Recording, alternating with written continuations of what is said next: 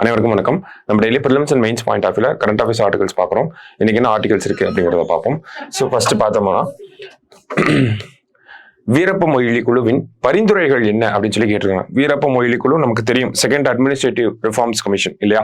So 2005 போடப்பட்ட அந்த committee ஒரு முக்கியமான ரெக்கமெண்டேஷன் வந்து கொடுத்துருக்காங்க. என்ன அப்படின்னு பார்த்தோம்னா refurbishing of personnel administration அப்படின்னு சொல்றாங்க. ஸோ என்ன சொல்ல வராங்க அப்படிங்கிறத பார்ப்போம். Refurbishing of personnel administration scaling new heights அப்படிங்கிற ஒரு தலைப்புல ஒரு ரெக்கமெண்டேஷன் வந்து கொடுத்துருப்பாங்க. அது ரொம்ப நாள் அதை பத்தி பேசாம இருந்துச்சு. இப்போ அதை பத்தின ஒரு செய்திகள் வந்திருக்கு. அதை பத்தி தான் நம்ம பார்க்க போறோம். ஓகேங்களா? ஸோ என்ன முக்கிய பரிந்துரை? அதில் வழங்கப்பட்ட முக்கிய பரிந்துரைகளில் ஒன்றுதான் அரசு துறை உயர் பதவிகளுக்கு குறிப்பிட்ட துறை சார்ந்த நிபுணத்துவம் வாய்ந்தவர்களை நேரடியாக நியமிக்கலாம் என்பது. ஓகேங்களா? ஸோ அரசு துறையில் நமக்கு தேர்வுகள் எழுதி நம்ம போவோம். இருந்தாலும் ஒரு சில துறைகளுக்கு பார்க்கணும்னா அந்த துறை சார்ந்த வல்லுநர்களை நேரடியாவே அப்பாயிண்ட் பண்ணலாம் அப்படிங்கிற ஒரு ரெக்கமெண்டேஷன் கொடுத்திருப்பாங்க. சோ என்ன சொல்ல வராங்க அப்படின்னு பார்த்தோம்னா அரசின் குறிப்பிட்ட அலுவலகங்களுக்கும் அது சார்ந்த சிக்கல்களுக்கும் நிபுணத்துவம் வாய்ந்த அறிவு மற்றும் ஆலோசனைகள் தேவைப்படுகின்றன. ஒரு சில டிபார்ட்மெண்ட்ஸ், சயின்ஸ் அண்ட் டெக்னாலஜி எடுத்துக்கிட்டோம்னா எக்ஸாம் எழுதி போறவங்கனால அந்த அளவுக்கு கொடுக்க முடியாது. ஓகேங்களா? சோ அந்த துறை சார்ந்த நிபுணர்கள் வந்து தேவைப்படுவாங்க. ஓகேங்களா? சோ அந்த மாதிரியான ஒரு தேவையை பத்தி இந்த இடத்துல சொல்றாங்க. இவை வழக்கமான சிவில் சர்வீசஸ் வாயிலாக தேர்வாகும் அதிகாரிகளிடம் கிடைப்பதில்லை அப்படிங்கிறது உண்மையான ஒரு விஷயம் தான். அடுத்ததா பார்க்கிறப்ப தனியார் துறை, பொதுத்துறை உட்பட மற்ற துறைகளில் நிபுணத்துவம் வாய்ந்த தலைமை பண்புள்ளவர்கள், அறிவுஜீவிகள் ஆகியோரை கொண்டு இந்த தேவையை பூர்த்தி செய்து கொள்ளலாம் அப்படின்னு சொல்றாங்க. ஓகேங்களா? சோ பிரைவேட் செக்டர்ல ஒரு இப்ப நியூக்ளியர் சயின்ஸே இருக்குன்னா அதுல ஒரு பெரிய சயின்டிஸ்ட் வந்து இருப்பாங்க. அவங்கள நேரடியா நம்ம அப்பாயிண்ட் பண்ணலாம் அப்படிங்கிற ஒரு ரெக்கமெண்டேஷனை கொடுத்திருக்காங்க.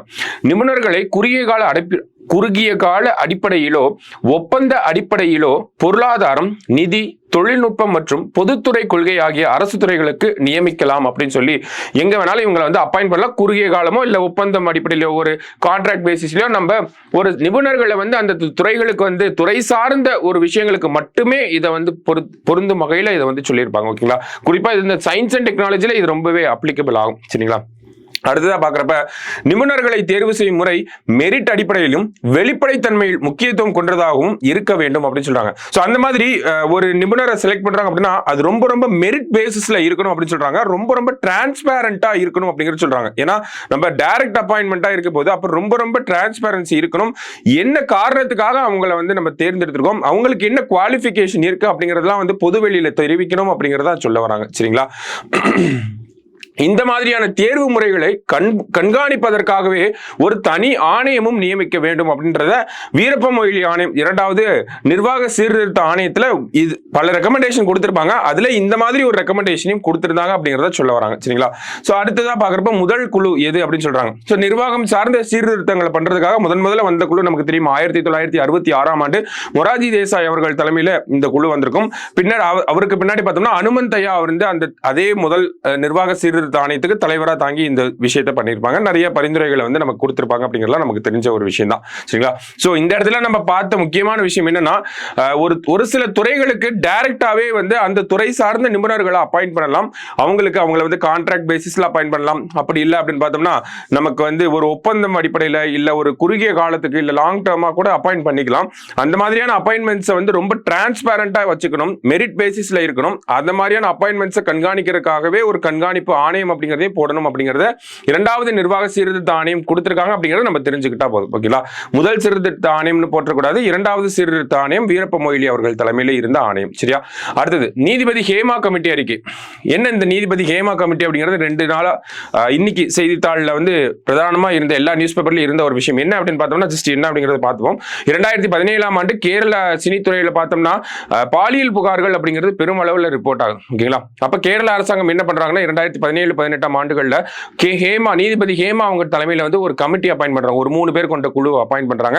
என்ன பிரச்சனை நடக்குது அதை ரிப்போர்ட்டா ஸ்டடி பண்ணி யாரெல்லாம் காரணம் அப்படிங்கறத ஸ்டடி பண்ணி ஒரு ரிப்போர்ட் கொடுக்கணும் அப்படிங்கறதா. ஓகேங்களா? சோ இப்போ அந்த ரிப்போர்ட்டை பொறுத்த வரைக்கும் பார்த்தோம்னா RTI போட்டு அந்த ரிப்போர்ட்ல என்ன சொல்லியிருக்காங்க அப்படிங்கறத வந்து நமக்கு சொல்லியிருக்காங்க. சோ என்ன சொல்லியிருக்காங்க அப்படின்னா நமக்கு இந்த மலையாளம் ஃபிலிம் இண்டஸ்ட்ரியில பாக்குறப்ப செக்ஸுவல் ஃபேவர்ஸ் வந்து அதிகமா எதிர்பார்த்து வேலைகள் கொடுக்கப்படுது அப்படிங்கிற ஒரு குற்றச்சாட்டு வைக்கப்பட்டிருக்கு. இந்த ரிப்போர்ட்லயும் அதை தான் சொல்லியிருக்காங்க. ஓகேங்களா, சின்ன சின்ன பெண்களுக்கு பாலியல் துன்புறுத்தல்கள் அதிகமாக இருக்கு அப்படிங்கிறது தான் இந்த ரிப்போர்ட்ல சொல்லப்பட்ட ஒரு விஷயமா இருக்கு. அதை பத்தி தான் நம்மளும் இந்த இடத்துல கொடுத்துருக்கோம். ஓகேங்களா, மலையாள திரை உலகில். ஸோ நமக்கு இந்த ஒரு விஷயத்தை எக்ஸாம் பாயிண்ட் ஆஃப் வியூ எப்படி அப்ரோச் பண்ணலாம் அப்படின்னா, mains point of view, prelims point of view நீதிபதி ஹேமா கமிட்டி எதற்காக போடப்பட்டுச்சு, எந்த மாநில அரசாங்கம் போடப்பட்டுச்சு அப்படிங்கறத கேட்கலாம். மெயின்ஸ் பாயிண்ட் ஆஃப் வியூல பாக்குறப்ப இதெல்லாம் நமக்கு ஒர்க் பிளேஸ் அப்படின்னு வந்துடும். சினித்துறையில் இருக்கிறவங்களுக்கு பார்த்தோம்னா அதுதான் ஒர்க் பிளேஸா இருக்கும். ஓகேங்களா, அப்ப prevention of sexual harassment at workplace, Vishaka guidelines, இந்த மாதிரி பெண்களுக்கு பாலியல் துன்புறுத்தல் சார்ந்த சட்டங்களை பத்திலாம் நம்ம தெரிஞ்சு வச்சுக்கணும், இதோட ரிலேட் பண்ணி. ஓகேங்களா, மெயின்ஸ் பாயிண்ட் ஆஃப் வியூல அப்படி நம்ம ரிலேட் பண்ணலாம். சரியா?